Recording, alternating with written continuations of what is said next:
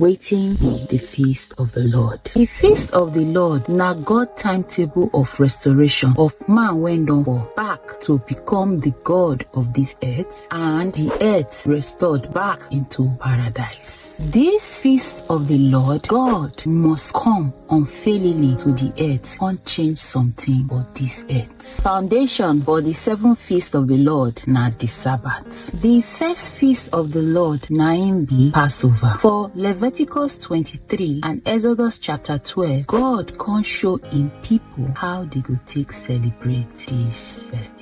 On the 10th of the month of Nisan, na im go be the new year of the celebration. Every house must sacrifice one lamb, except say the house small, then they go join their neighbor to celebrate and eat the lamb. The lamb when they go sacrifice must not get deformity or must not get spots. The lamb must be 1 year old and the lamb must be male, not female. Lamb they fit take am from sheep. The lamb when be male 1 year old, they fit take am from both kind. Or be any animal or any kind sheep or goat, then go fit sacrifice. So God get his spec, his specification. After they don't select this 1 year old male lamb on the 10th of Nisan, they go tie and keep until the 14th of Nisan. For evening time, when the sun don't dey go house go sleep, the whole community buy and sacrifice the lamb. Them go use one special grass when they call hype saw, take am as brush, use take paint the lintel of the house with the blood from the sacrificed lamb. They go paint the top and both sides of the lintel. Every member of the house must enter the house to go chop the lamb. This lamb, they no go boil am,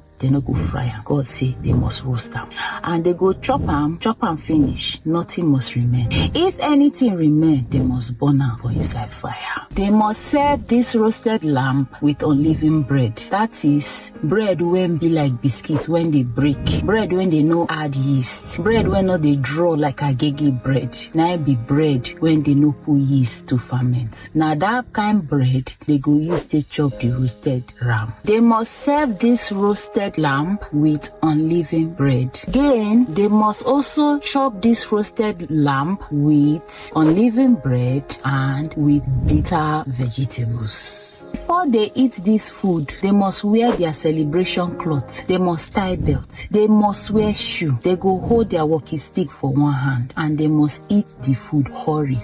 Exodus 12:12, God talks say he go pass through the land and borders of Egypt to buy the firstborn sons, the firstborn animals, and the gods of Egypt. Na him go run am. Any house for Goshen, the Hebrew side, when not put blood, or when no enter house when they put blood, them go face the judgment when God will give Pharaoh. Any Egyptian when wise like Rahab comot from his house go sleep for slave house when put blood, the covenant of blood for that house will save am, go cover am from death, because they get faith and this their faith get works.